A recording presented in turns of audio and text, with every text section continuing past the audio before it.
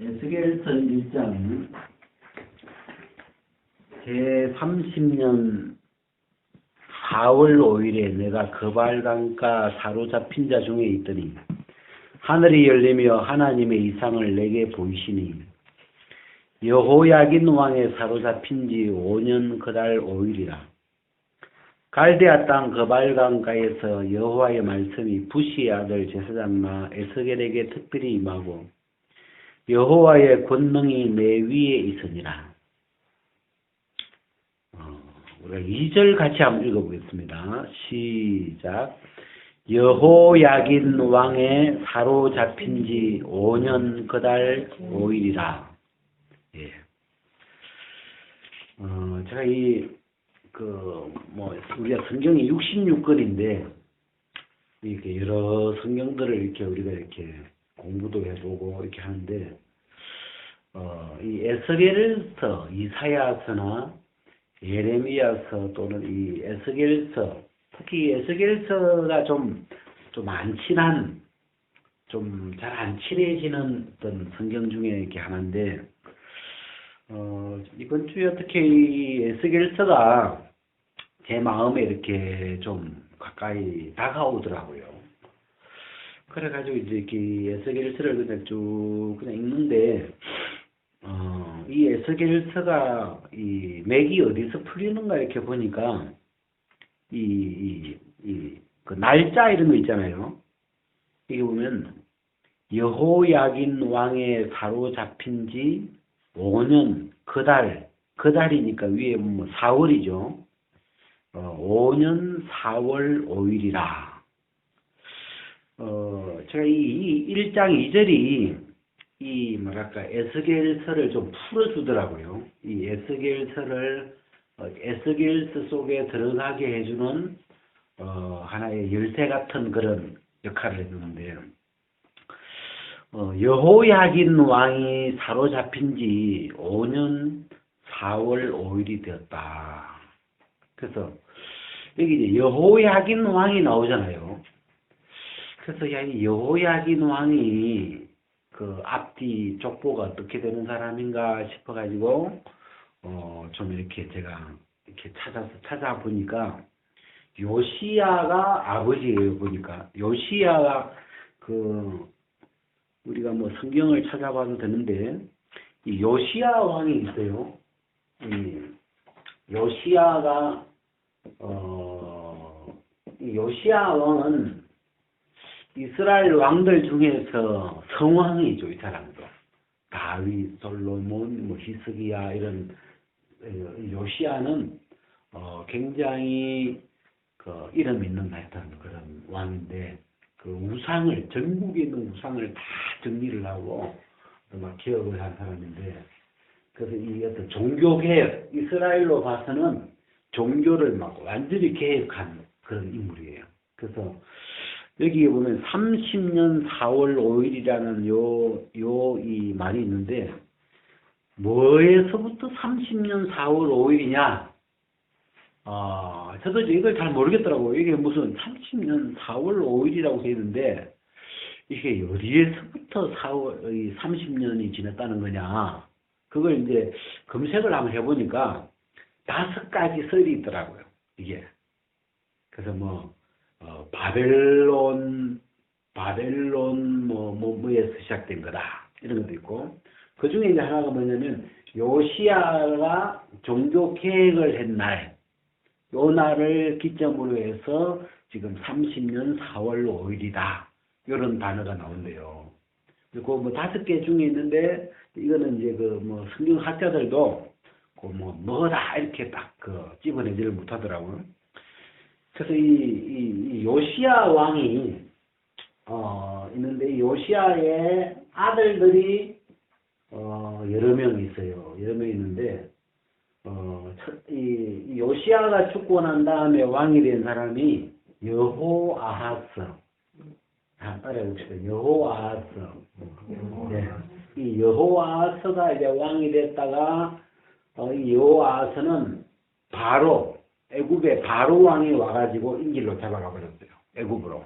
그래서 이 여호아하스는 애굽으로 잡혀가 버리고, 여아스가 이제 잡혀가고 난 다음에 그 동생 여호야김이 왕이 되었는데 이 여호야김은 바벨론이 와가지고 바벨론 느부갓네살이 와가지고 말 안 듣는다고 잡아가 버렸죠. 이 바벨론으로 인질로 잡혀가고 그래서 이 여호야김이 잡혀간 다음에 그 아들 여호야김의 아들이 여호야김이에요. 아들 이름이 여호야김인데 이 여호야김이 왕이 되었다가 석 달 만에 또 말한다고 이 바벨론을 거스려 가지고 다시 이렇게 다 잡혀가요. 바벨론으로 이게 잡혀가는데 이 여호야김이 잡혀가면서 누구를 세우냐면 요 요시야의 다른 아들 시드기야 그러니까 이 여호야김의 삼촌이라고 아잡이라 그러죠. 이 시드기야를 왕을 세워놓고 이제 하는데 이 시드기야가 이 유대의 마지막 왕이에요. 그때 이제 마지막 끝났는데 시드기야가 11년 동안 왕으로 있다가 결국은 이 바벨론을 이제 배반하면서 이 시드기야 11년째에 예루살렘이 무너지고 성전이 무너지고 다 잡아가 버렸다. 그래서 이 이스라엘이 바벨론으로 포로로 잡혀가는 게 한 3번쯤 되는가 봐요. 또 여호야김 때에 한 번 잡혀가고 그 다음에 또 여호야김 때 한 번 잡혀가고 이 시드기야 때에 잡혀가고 이렇게 이제 한 3번 정도 포로로 이렇게 잡혀가게 되는데 이게 에스겔은 어느 시대냐면 이 여호야김 그죠? 이 신약 성경에 보면 요시야는 여고냐를 낳고 여고냐라고 있는데 이 여고냐가 여호야김하고 동일 인물이에요. 여기 이렇게 요시야는 여고냐를 낳고 여고냐는 스알디엘을 낳고 스알디엘은 스룹바벨을 낳고 이렇게 예수님의 족보를 그렇게 이어놨더라고요. 그래서 이 요시야의 아들로 이렇게 기록되어 있는데 하여튼 여기 있는 인물들이 그 요시야의 이 자손들이에요. 그래서 지금 이 에스겔에게 하나님의 그 말씀이 임한 시기가 배경이 여호야긴 왕이 사로잡힌 지 5년 4월 5일 어디에서 말씀이 왔냐면 바벨론에 있는 갈대아 땅 그발 강가에서. 그러니까 이 이야기를 들어보면 이 에스겔은 제사장이에요. 이 에스겔은 제사장 출신인데 제사장이면서 선지자죠. 또 제사장이면서 선지자가 예레미야도 제사장 출신인데 제사장인데 선지자를 부르는 걸 봤죠. 이 에스겔이 지금 같이 잡혀가는 것 같아요. 요 시기에 여호야긴 사로잡혀가는 시기에 지금 같이 이렇게 그 포로 대열에 같이 이제 포로가 되어가지고 이 갈대아 땅 바벨론에 있는 그발 강가에 포로 수용소가 있었는가 봐요.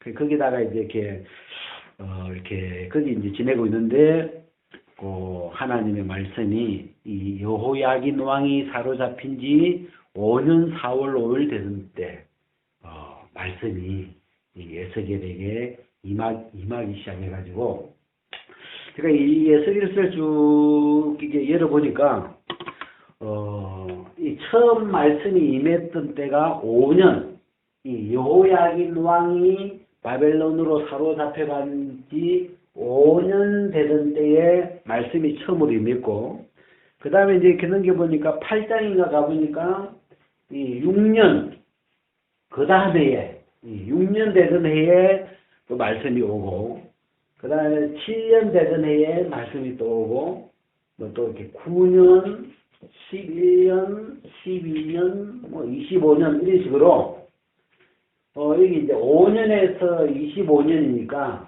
약 20년간 하나님이 에스겔에게 계속 좀 연차적으로 뭐 드라마 보듯이 5년 되던 해에 그 다음에 해에 또 이렇게 그 다음에 이렇게 말씀이 해마다 말씀이 쭉 이렇게 임하면서 약 한 20년간 여기 이제 20년쯤 가다 보니까 시기적으로 어떻게 되냐면 여기 이제 여호야긴이 사로잡혀간 지 5년이면 시드기야가 왕된 지 5년이죠. 그죠? 왜? 잡혀가면서 왕이 됐으니까. 그래서 이 시드기야가 11년을 왕노릇해요. 멸망할 때까지. 11년을 왕노릇하는데 시드기야 5년째가 이 여호야긴 사로 5년이니까 시드기야 5년째에 말씀이 임한 거죠. 그죠? 5년, 6년, 7년, 8년, 9년, 12년쯤 이때가 이제 이스라엘 멸망하는 때요.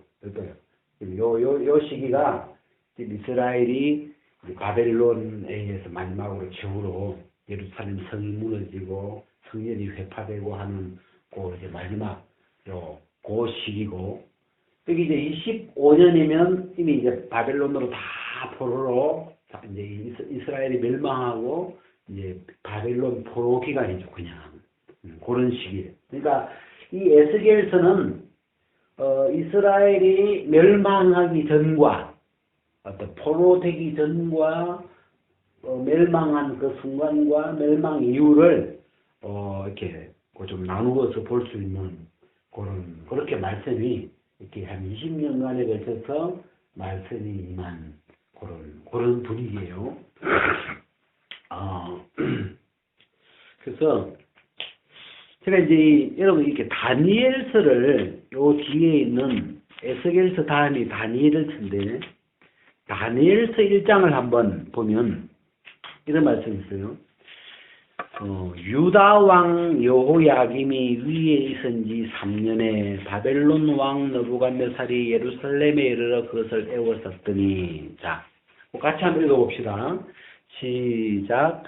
유다 왕 여호야김이 위에 있은 지 3년에 바벨론 왕 느부갓네살이 예루살렘에 이르러 그것을 에워쌌더니, 자, 다니엘서는 다니엘도 포로로 잡혀왔는데 언제 포로로 잡혀왔냐면 여호야김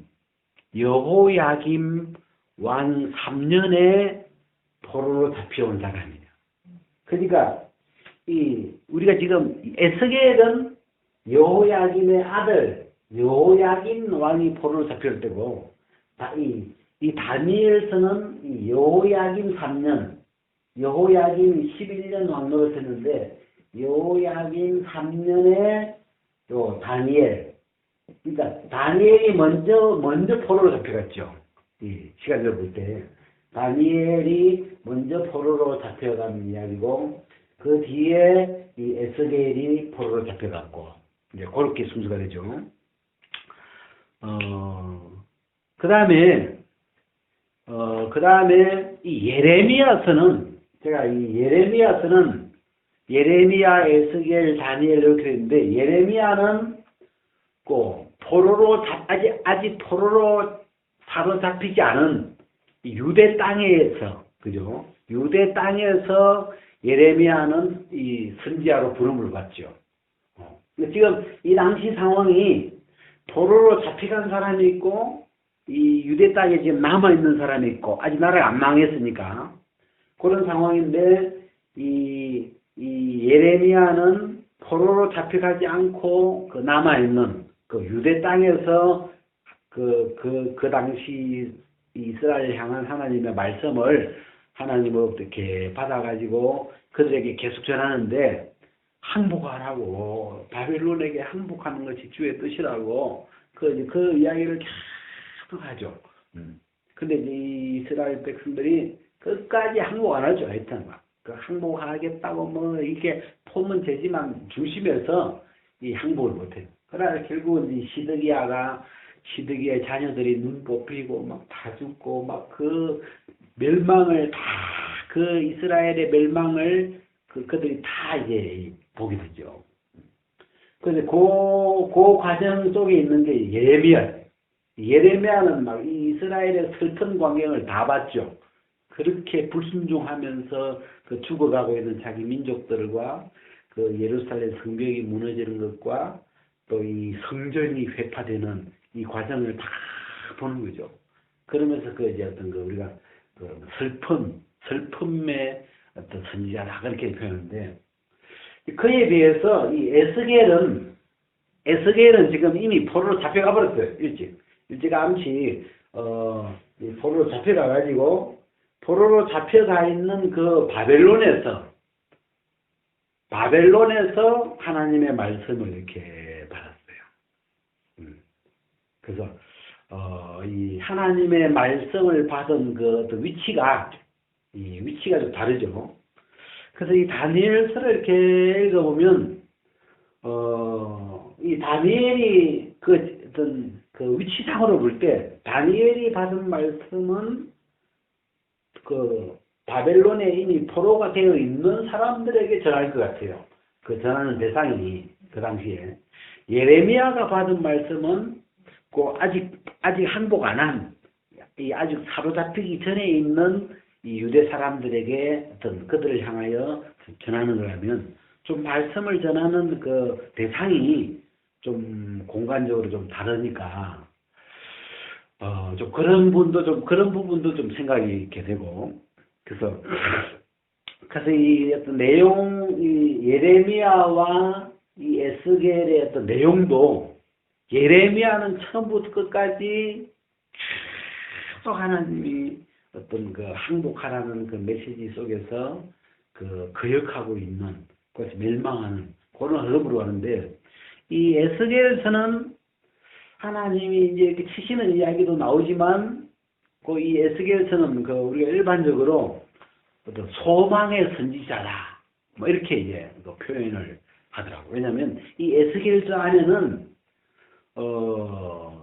그 당시 상황이 너무너무 비참한 상황인데도 이 에스겔 안에는 그 죽었던 그 말라있던 뼈들이 다시 회복되는 살아나는 어떤 그 부활의 이야기도 나오고 또 무너져버린 그 성전의 다시 완전히 무너졌거든요. 그냥 뭐 바벨론 느부갓네살이 그 다 가져갔잖아요. 이 성전에 있는 뭐 그릇한테 다 가져갔는데 그 완전히 회파되어버린 그 성전을 기초까지 그 성전의 그 기초까지 다 뒤집어 버렸으니까 그런 성전인데 그 회파된 성전이 그 우리가 이 에스겔서 40장부터 보면 너무 온전하게 새로 지어져 있는 그 하나님의 성전이 너무 이 아름답게 지어져 있는 거기서 하나님의 성전 속에서 하나님의 그 생명수가 우리 에스겔서 뒤에 보면 그 어린 양의 보좌로부터 이렇게 생명수가 쫙 흘러내리는 너무너무 소망스러워. 그래서 생명수가 흘러가는 곳마다 막 생물들이 살아나고 막 그러면서 이 에스겔서의 이 후반부는 너무너무 우리로 치면 부활의 세계죠. 어떤 그 사망과 장사를 넘어서 이 부활의 세계가 이렇게 막 굉장히 세밀하게 그려지고 있어가지고 이 사람들이 소망의 선지자다, 소망의 어떤 책이다 이렇게 이제 표현을 하는데, 그래서 이 에스겔서는 굉장히 이스라엘의 그 마지막 그 어떤 시대에 그 이미 사로잡혀가 있는 그 와중에서 이 하나님 에스겔을 통해서 장차 이 이스라엘을 다시 회복하시는 그리고 이스라엘이 그 솔로몬 이후에 남북으로 갈라지잖아요. 그래서 이스라엘이 먼저 망하고 유대가 망하는데 그 나누어졌던 두 나라를 이제 한 나라로 통일시키는 이야기. 그리고 이 민족이 소망이 다 끊어져 버렸고 다 멸망했는데 그 마른 뼈 같은 이 이스라엘을 다시 살려내는 그런 부활의 이야기. 이런 이야기들을 쭉 통해서 우리가 소망을 이렇게 주는 책인데, 그래서 이 에스겔서의 요 어떤 시작하는 요 지점에 제가 이 여호야긴 왕에 사로잡힌 지 5년 그달 5일이라 고 요 연대를 쭉 좀 맥을 잡아 보니까 좀 이 에스겔서가 조금 윤곽이 잡혀요.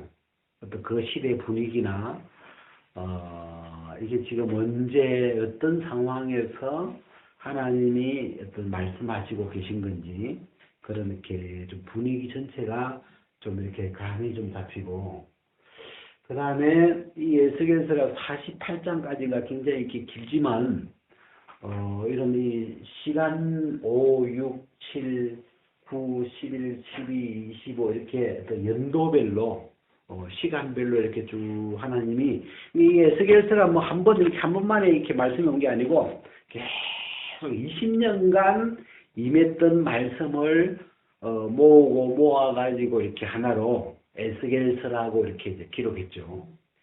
그 다음 이제 이 에스겔서의 좀 특징이 이 에스겔서와 이 다니엘서에는 이상이라는 말이 많이 나오더라고요. 이상. 하나님의 이상. 이 이상이라는 요 말이 영어로 보니까 비전이라고 되어 있어요. 비전. 비전. 하나님의 비전. 그래서 이 에스겔서를 볼 때 이 비전이라는 요 단어하고 좀 우리가 좀 친해지면 에스겔서가 좀 쉽지 않을까 싶어가지고 비전이라는 말은 우리가 잘 아는 말이죠. 텔레비전, 텔레비전, 텔레비전. 이 텔레라는 말은 멀리 이런 말이에요. 멀리 이런 말이고, 비전은 보여지는 것, 보는 것. 요 V자가 비디오 할 때 V자고, 또 비주얼, 요즘 그 텔레비 보니까 뭐 비주얼이 좋아야 된다 그러면서 이렇게 비주얼, 보여지는 뭐 얼굴이나 이런 걸 비주얼이라고 하는데, 이 비전이라는 거는 보여진 것, 이런 보여진 것. 하나님의 이상 그러면 하나님이 보여주신 것, 이런 뜻이죠. 뭐 특별한 뜻이 아니고 하나님이 보여주신 것인데, 우리가 이제 비전이라는 말을 우리가 사회에서 많이 쓰더라고요. 비전. 비전이 없는 백성은 망한다. 비전이, 요즘 젊은 사람들이 대한민국에 비전이 없다. 그런 말을 쓰거든요. 그래서 떠나는 거죠. 대한민국을 이제 떠나는 이유가 여기에 우리가 살려고 해도 비전이 없다. 그때 이제 비전이라는 건 어떤 의미예요? 대한민국에 우리가 비전이 없다. 뭐 소망이 없다. 또는 미래가 없다. 장래가 없다. 이런 뭐 어떤 의미를 가지고 있죠. 여기 살아봐야 별 볼일 없다. 여기 뭐 살아봐야 지옥이다. 뭐 이런 어떤 앞으로 장래가, 여기 우리가 살아서 잘 될 어떤 보장이 없다. 그런 내용을 가지고 이제 비전이라는 말을 쓰는데, 그래서 이 비전은 하나님이 이 비참한 이스라엘의 현실에, 이 현실적으로는 너무너무 비참한 현실이죠. 지금 나라가 망하고 성전이 다 회파되고 자기들은 다 뭐 주변에서 많이 거의 다 죽고 남은 사람 포로로 잡혀가가지고 이제 살아가며 있는데, 그 소망이 없는 그들에게 하나님이 에스겔을 통해서 비전, 그냥 비전이라는 말 요즘 말로 하면 동영상 같은 거예요. 그냥 영상을 보여주는 거죠. 우리는 요즘 뭐 비전에 너무 노출돼 있죠. 그냥 뭐 핸드폰에 보면 뭐 동영상, 유튜브 뭐 이런 거, 우리는 이 비전에 쌓여 살고 있는 사람인데, 하나님이 이스라엘 백성들에게 주신 비전이죠. 하나님이 보여주고 싶었던 그 비전인데, 이런 영상이죠, 영상. 이렇게 움직이고 가는 말도 하고, 이런, 예언은 말로만, 말로만 하시는 말씀이라면, 이 비전은 아예 그, 동영상으로 에스겔에게 보여준 거죠. 에스겔 또 보니까 막, 그림도 보이고, 소리도 들리고, 동영상으로 이렇게 보는 거죠. 그래서 요즘에 만약에 번역했으면 이 비전을 동영상으로 이렇게 하나님이 에스겔에게 동영상으로 말씀하시다 이러면 이렇게 이해가 쉬운데 이런 단어인데 뭐 이제 성경에는 이상으로 오니까 이상이 뭐지 좀 이게 좀 우리가 이 생활 속에 안 쓰는 말이라서 그런데 요즘 감각을 해보니까 동영상으로 이렇게 하면 뭐 금방 이해가 되죠. 그래가지고 이 에스겔서를 동영상으로 받은 걸 글로 써놨어요. 이걸 얼마나 번거롭게 에스겔은 동영상으로 봤거든. 이 앞에 1장에 보면 무슨 막 네 생물의 형상이 나오는데 그림으로 본 걸 글로 하나 썼어요. 이게 그래가지고 뭐는 어떻고 뭐 내 말인데 뭐 내 얼굴이 있고 내 낙이 있고 뭐 이걸 그 그림을 글로 다 바꿔서 옮겨놨죠. 우리가 읽기가 좀 불편하죠. 왜냐면 그냥 그림으로 보면 이렇게 생겼구나 이러고 끝났는데 이 글로 보니까 이게 도대체 무슨 이야기 하려고 도대체 이렇게 뭘 막 그 조금 이 에스겔서는 읽을 때 이 글을 다시 동영상화 시켜서 읽으면 단순한 이야기. 그 귀찮으면 요즘에 이제 검색 들어가면 요걸 그림으로 벌써 다 누군가 그려가지고 올려놨으니까 에스겔서 1장은 요거구나 하고 이렇게 그 그림을 이렇게 그려져 있는 그림을 보고 이게 하나님이 에스겔에게 보여준 동영상이구나.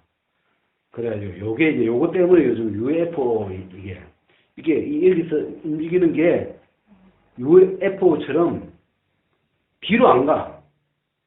요리 샥 갔다가 요리 샥 갔다가 그냥 그 자리에서 그 비행제수처럼 슉슉슉 움직이니까 이 요즘 말하는 그 뭐 UFO하고 그렇게 지금 성경하고 연관되는 그 장면인데 하여튼 이 비전이라는 말이 성경에 나오더라고요. 우리 저 구절만 한번 전도서에 보면 전도서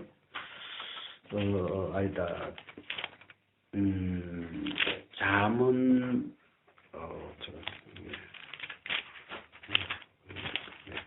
구절이 안 잡아놔가지고 구절을 제가 놓쳤는데 이런 말이 있더라고요. 묵시가 없으면 백성이 방자하다. 그걸 영어로 보니까 비전이 없는 곳에는 백성이 망한다. 그걸 이제 줄여서 비전이 없는 백성은 망한다. 그게 성경에 있는 구절이에요. 성경에 나온 구절인데 비전이 없는 민족은 망한다. 비전이 없는 사람은 망한다. 이런 구절이 이 잠언이 하여튼 제가 지금 찾았는데 그 구절이 있더라고요. 그래서 비전이 없다. 거기서 하나님이 비전이 없다. 거기서 비전이 없는 백성은 비전이 없는 곳은 백성이 망한다. 그럴 때는 뭘까요? 비전이 없는 어떤 비전이라는 요 표현을 우리의 미래에 대한 어떤 그림. 요즘 우리 보통 말로 그냥 꿈이라고도 표현하고 꿈이나 이 어떤 내 미래의 어떤 모습을 미래가 마음에 안 그려져 있는 사람. 나의 미래, 나의 5년 뒤에 내가 뭐가 되어 있을까? 그게 나의 비전이죠. 내 5년 뒤에 나의 비전.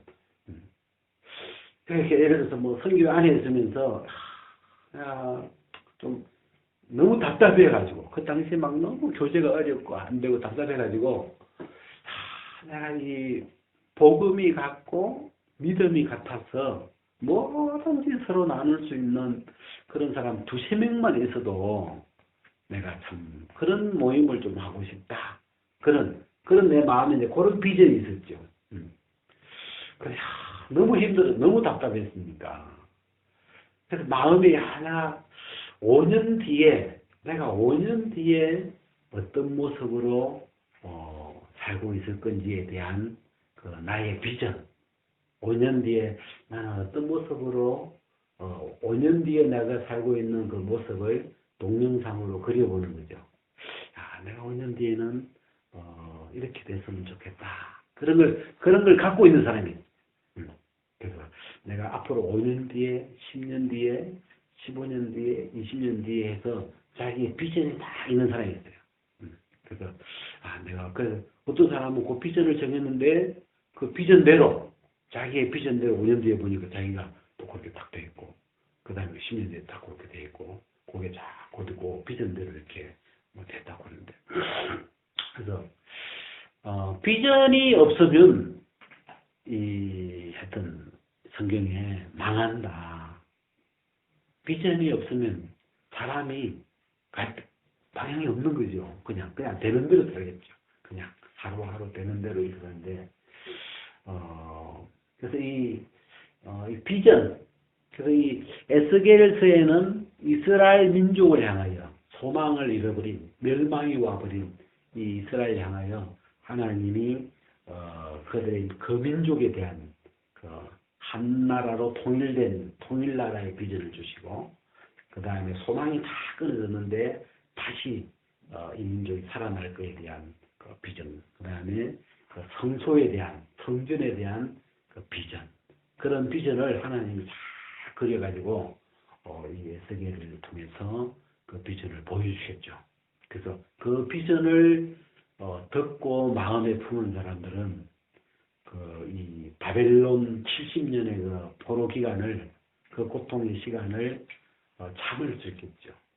우리가 이 비전을 주셨으니까 이 포로로 끝나는 게 아니다. 이렇게 우리 인생이 망하는, 이걸로 우리 인생이 끝나는 게 아니다. 우리 민족에게는 비전이 있다. 뭐냐 하니까 우리는 통일국가를 이룰 것이다. 우리는 뭐 민족이 살아날 것이다.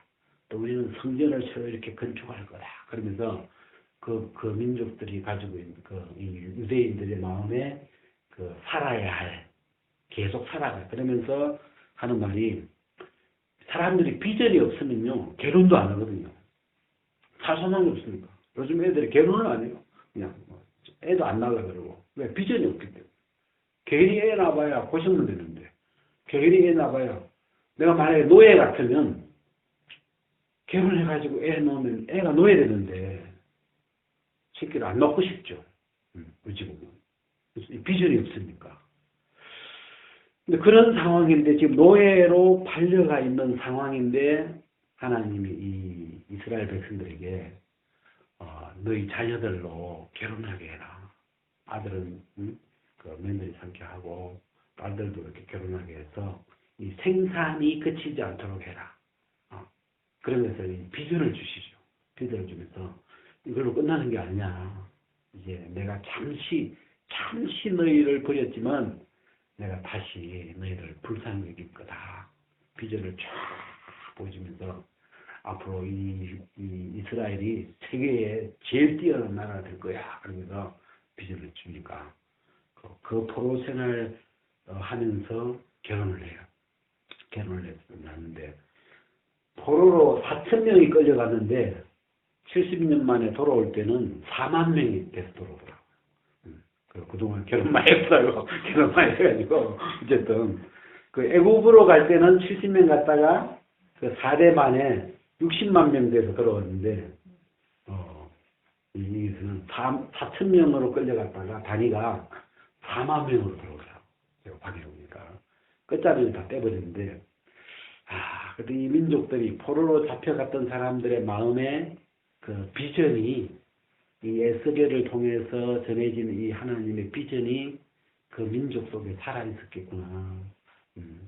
뭐 노예시키려고 한 게 아니고, 이 비전이, 그 민족을 향한 하나님의 비전이 이 민족을 지금까지 생존하게 했고, 지금 이 시대에도 이스라엘이 어떤 세계에서 뛰어난 민족으로, 뛰어난 나라로 지금 존재할 수 있는 그 근거가 된 거죠. 여기까지.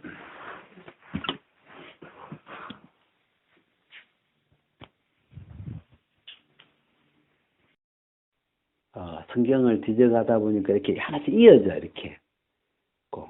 다니엘은 여호야김 때에 잡혀갔구나.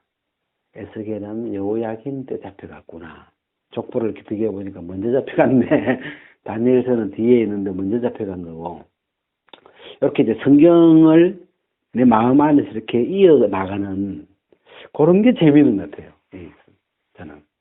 그래서 이렇게 하나하나 다 찾아봤어요. 이렇게 찾아보면서 특히 이 내용은 많아요. 예레미야서, 역대하, 열왕기 기록이 많기 때문에 그걸 왔다 갔다 이렇게 막 찾아보면 그 안에서 이제 막 건물이 다 이어지더라고. 이렇게 이어지면서 이 성경이 윤곽이 이렇게 자꾸 뚜렷해지고.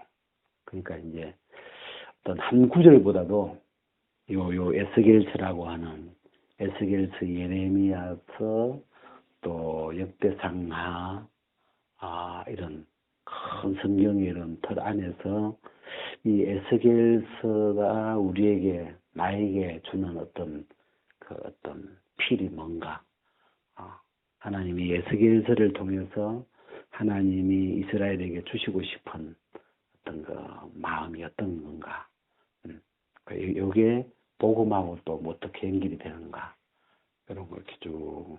이 에스겔이 장이 48장, 예레미야도 한 50장 되죠. 그 장이 큰 이사야서가 65장, 이렇게 큰 성경이라서 한눈에 이렇게 안 들어오더라고요.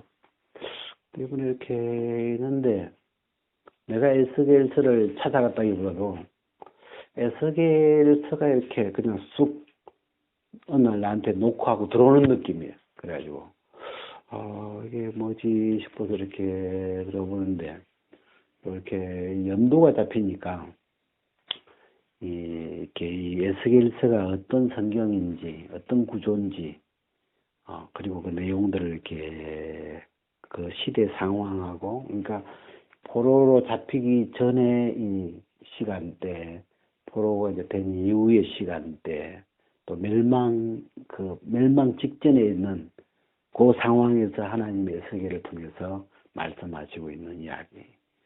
그런 걸 굉장히 세밀하게 표현을 많이 나왔고.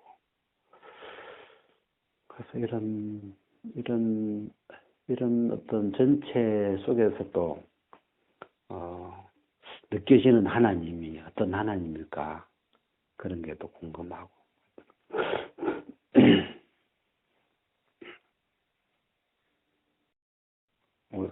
나에게 복음이 비전이 이렇게, 복음이 비전이더라고, 보니까. 그래서 이 세 사람, 또 한 세 사람, 이런 게, 그 그림들이 살아가는 내 삶의 비전이 되고, 긍휼의 그릇, 이런 것도 하나의 비전이고, 내 삶을 쭉 이끌어갈 수 있는 그런 삶의 비전이고. 참, 이 사는 게 어떤 비전이 뭐냐? 아니, 어떤 유명한 그 작가가 비전이라는 건 목표하고 다르대요.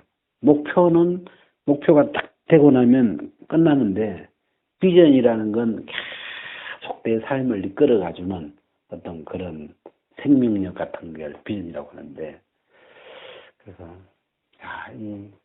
그냥 이 복음이 비전이구나, 이렇게 연결해 보니까, 그게 막 거의 딱 맞는 말 같고. 그래서, 전 삶의, 진짜 삶 자체에 내 자신 속에, 내 자신에 대해서 아무 비전이 없다가, 하나님이 이런 부활로 거듭남 이런 세계를 줘가지고, 이 거듭난 새 삶, 새 삶, 이런 세계들을 이렇게 열어줬다는 게 비전이 들어온 거죠. 내 인생에. 그래서 어떻게 가야 할지, 내가 누군지, 어떻게 살아가야 할지, 그 삶을 갈 수 있는 어떤 그 힘, 생명력이 그런 게 마음에 이제 와지니까, 이 어떤 삶을 살아가는 게, 또 다른 사람들을 끌어줄 수 있고, 그런 게, 참, 그리고 이제 이 예레미야서는 아직 사로잡히기 전이니까, 예레미야서는 항복을 해야 되더라고요. 그러니까 하나님이 아직 항복 안 하고 버티고 있으니까, 이 예레미야는 항복을 해라. 좀 계속 더 힘이 더 빠져야 되는 그런 상황이죠. 이쪽에 이제 사로잡힌 자, 이미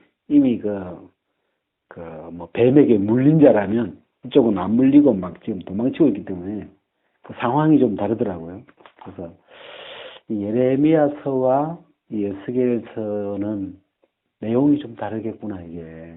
상황이 다른 상황이기 때문에 그 사람의 어떤 영적인 상태가 아직 안 됐기 때문에 그런 시각으로도 이렇게 생각이 되고, 그래서 어떤 사람은 아직 예레미야서를 읽어야 되는, 예레미야서를 이야기해 줘야 되는 그런, 계속 항복하셔야 된다고, 이렇게. 근데 예레미야서도 너무 재밌는 게, 다들 항복하겠다 그거 뭐 다 하는데, 중심에서는 항복할 마음이 조금도 없는 거죠. 그러니까, 끝까지 아니든 막, 어쩜 이렇게, 결국은 그 힘이 다 빠져야 되고, 그래서, 이미 사로잡혀 가버린, 다 망해서 사로잡혀가 있는 이 에스겔서, 이 바벨론에 사는, 이미 포로가 되어 있는, 어떤 사람들은 이미 간음 중에 잡힌 여자죠. 이미 간음을 해버렸고, 간음 중에 잡혀서 이제 죽을 수밖에 없는, 그 사람들한테 끌려가지고 여기까지 와 있는, 이런 위치에 있는 사람은 예수님이라고 하는 이 새로운 비전을 이렇게 들을 수 있는데, 안 잡힌 사람은, 다른, 들어야 될 말씀이 좀 다르겠구나. 그런 생각도 들고.